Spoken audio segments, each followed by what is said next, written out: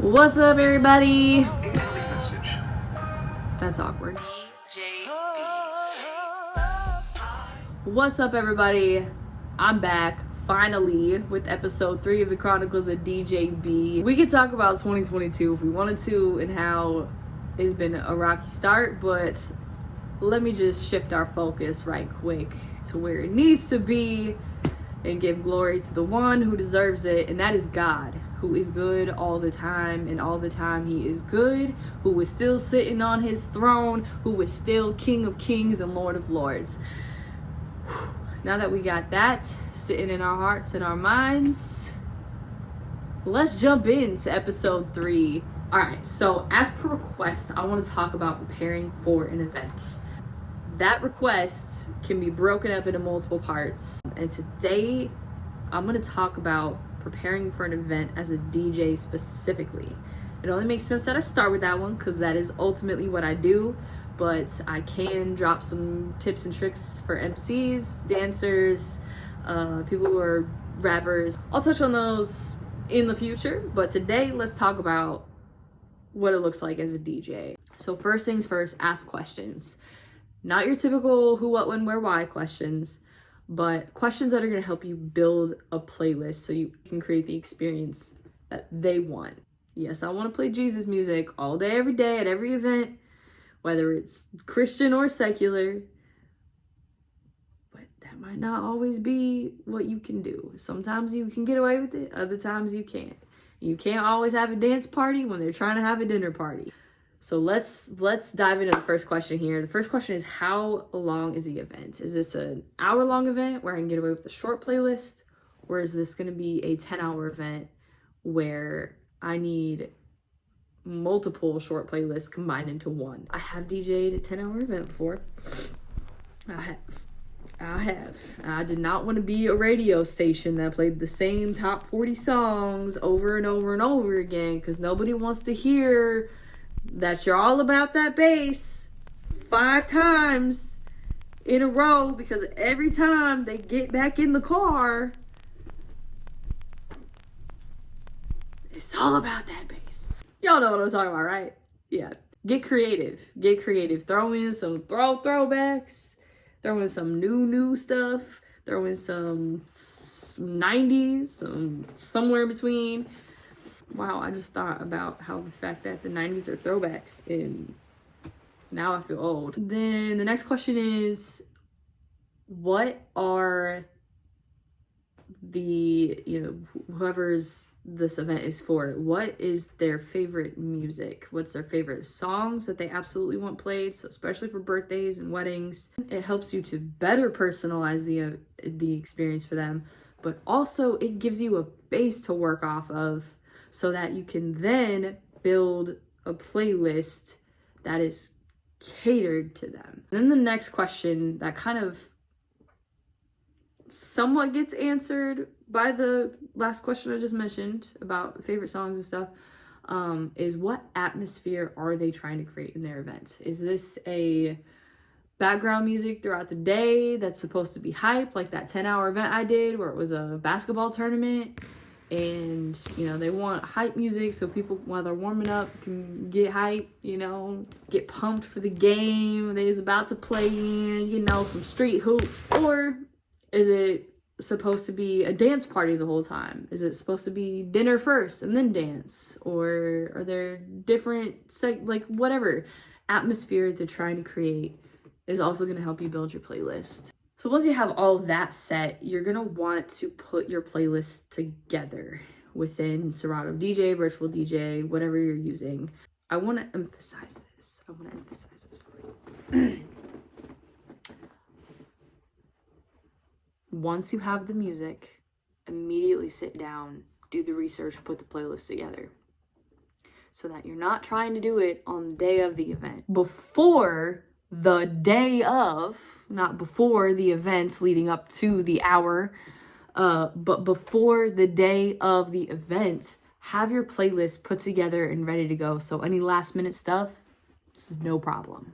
Just throw it in there. Easy peasy. Also be organized with it. Be organized. Something that I do is, for you non-DJs out there, we have these things called crates. Essentially, they're like files in your Finder on your Mac or your, whatever they call that, where you have your files organized on your computer. Well, that's what crates are for DJs. They kind of use that terminology because it throws it back to the old days when people actually had crates of records that they would put on and wicka, do all that cool stuff.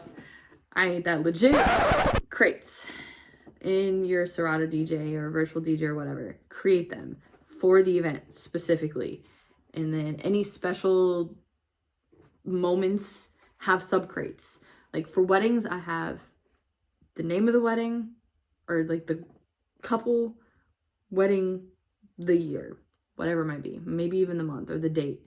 Then I put a sub crate for dinner music, which I can use the same dinner music for pretty much any wedding, but if they have specific music they want to add, throw it in there. A sub crate for the ceremony if they want you to play music for the ceremony, and maybe a sub crate in there that says these are the songs they want played while they're walking down the aisle versus the songs that they want played just as people are arriving. Definitely create sub crates for the different segments of the event. Weddings are huge. Ceremony, dinner, dance, special dances, so that you know what's what. With special songs, you want to make sure that you have a notebook or have some way to take notes on paper and pen, because if you forgot your charger and your phone done died, and now you have to go back and forth between tabs trying to find where you put your notes on your computer, it's frustrating. So just having it on a piece of paper, having a notebook literally dedicated to event notes is super important. Print out the itinerary if they have one. Hopefully they do.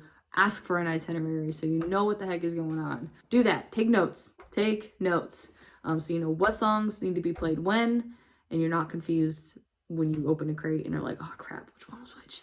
Once you have your playlist put together, now it's time to practice. This is why I say before the day of, have your playlist ready to go. So that way you can start practicing and getting to know any music you have not yet heard or DJ'd before. Of course, as you DJ more events, you're going to get more used to the music anyway, but it is really good to take at least 30 minutes to an hour a day, set aside to just play through the song. The better you know the music, the better your mixes will be, and the less stressed out you'll be, especially in a situation where, oh snap, I forgot my headphones and I have no backup plan for that. Guess I'm just gonna have to play it by ear. Hopefully I don't have too many train wrecks playing through the speakers, because that would be awkward. Last big thing I want to point out, this is probably the most important on anything. This has little to do with your playlist. Obviously you want all that stuff out of the way so that you don't even have to think about it, other than setting up and doing sound check and being ready to go and doing your thing on the day of the event. Make sure you're taking care of your equipment all the time. After every event, wrap the cords back up exactly the way they were packaged when you got them, so that way you're not trying to untangle two 50-foot cables plus your 25-foot cables and whatever other cables you might have, your extension cords, for a whole hour and eating up your time to actually set up once you get to an event. It's going to help mitigate any wear and tear of your wires.